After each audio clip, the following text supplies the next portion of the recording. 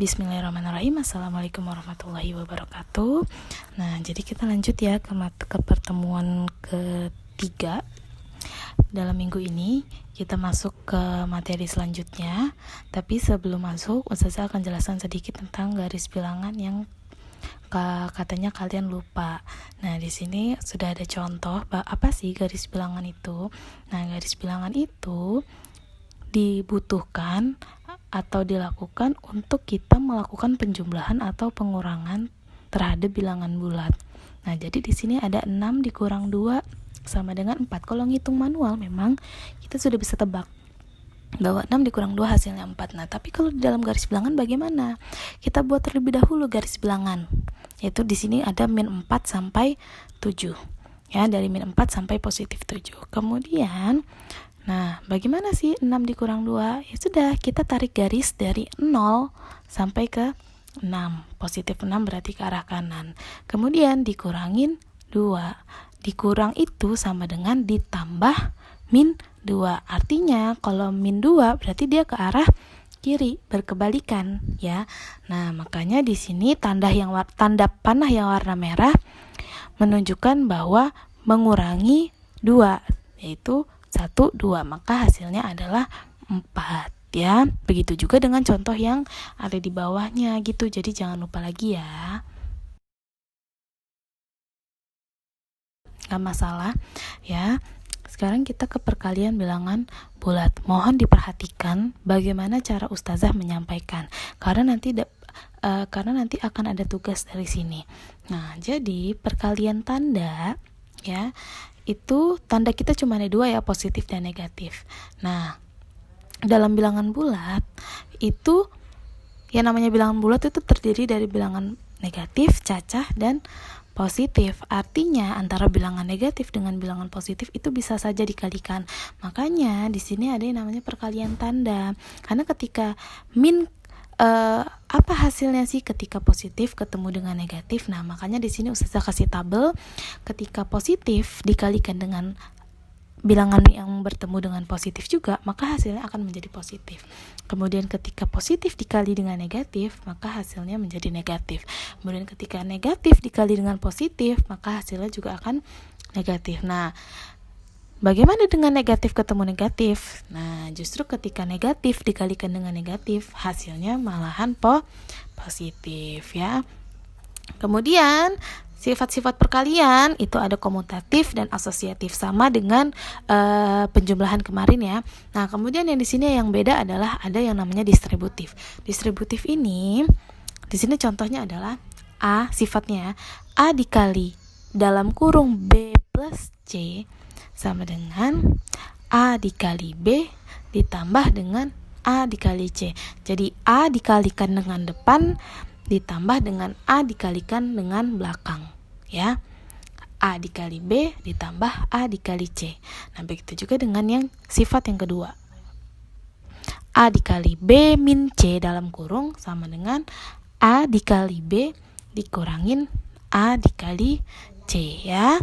Kalian bisa lihat contohnya di sini, ada 25 dikali dengan min 20, maka hasilnya adalah positif dikali negatif, hasilnya adalah min 500. Kemudian min 10 dikali dengan min 10 sama dengan, jadi min ketemu min di hasilnya adalah positif, makanya hasilnya adalah 150.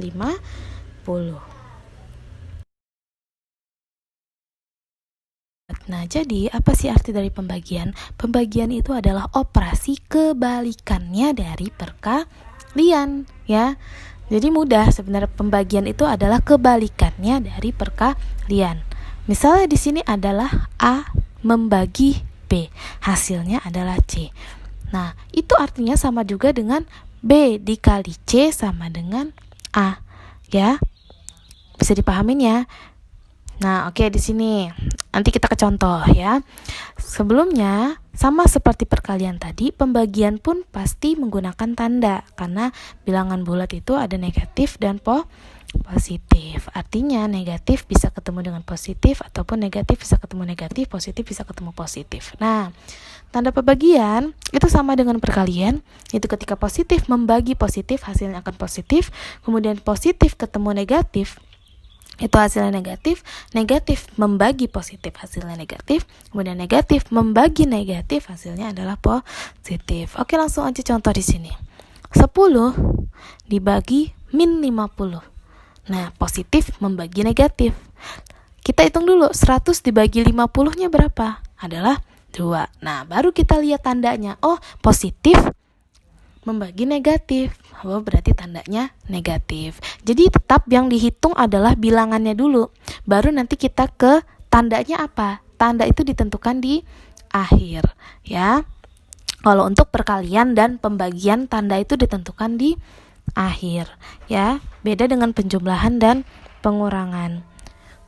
Kemudian contoh yang kedua adalah min 250 dibagi 50.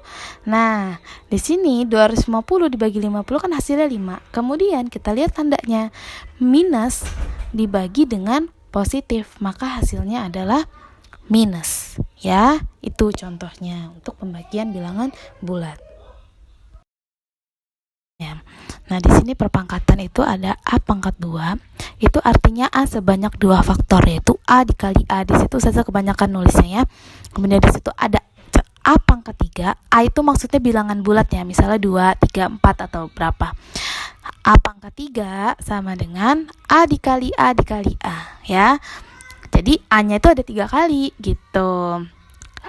Tapi dikalikan. Kalau perkalian kan 2 kali 4 misalnya, berarti 2-nya ada 4 kali. Tapi kalau pangkat itu, kalau perkalian 2 tambah 2 tambah 2 tambah 2, tapi kalau perpangkatan itu dia dikali. Jadi 2 kali 2 kali 2, ya, misalnya.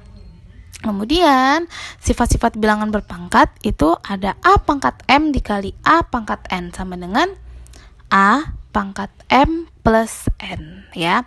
Kemudian sifat yang kedua adalah A pangkat M dibagi A pangkat N sama dengan A pangkat M min N. Jadi kalau dia dikali, jadi nih misalnya di sini A kali A, ya. Berarti bilangan bulatnya itu sama angkanya. Nah, kalau bilangan bulatnya sama angkanya kemudian dikali, berarti pangkatnya ditambah. Tapi kalau dia membagi, misalnya A pangkat M dikurang A pangkat N, berarti pangkatnya yang mengurangi. Jadi A pangkat M dikurang N, gitu, ya. Kemudian contoh yang ketiga, sifat yang ketiga, ada dalam kurung A pangkat M dikali pangkat N lagi, ya. Maka artinya sama dengan A pangkat M dikali N. Jadi kalau pangkatnya ada di dalam kurung dan di luar kurung, pangkat yang di dalam kurung dan pangkat yang ada di luar kurung itu dikalikan, ya. Jadi kalau kalian mau mengerjakan soal, kalian bisa lihat dulu sifat-sifat bilangan berpangkat ini, ya. Nah, begitu juga dengan sifat yang lain, ya. Ada dalam kurung A kali B pangkat M. Nah, berarti itu satu-satu. Berarti A pangkat M dikali B pangkat M, ya. Kemudian begitu juga dengan yang bagi A bagi B dalam kurung pangkat M. Berarti A-nya berpangkat dengan M, kemudian B-nya berpangkat dengan M. Nah, contoh di sini. Contoh 2 pangkat 2 dikali 2 pangkat 4 sama dengan, kalau tadi apa kalau perkalian? Bilangan bulatnya sama, ya, sama-sama 2, tapi pangkatnya beda, ya, 2 dan 4. Artinya sama dengan pangkatnya saja yang ditambahkan. 2 berpangkat menjadi 2 tambah 4, yaitu 6. 2 pangkat 6 itu hasilnya adalah 64. Kemudian dalam kurung 3 pangkat 3, ya. Terus berpangkat lagi menjadi 2. Nah, sifat yang ketiga, kalau ada pangkat dalam kurung kemudian ada pangkat di luar kurung, berarti pangkat yang di dalam kurung dengan pangkat yang di luar kurung dikalikan. Jadi 3 pangkat 3 dikali 2, artinya 3 pangkat 6. 3 pangkat 6 itu hasilnya adalah 729, ya. Nah,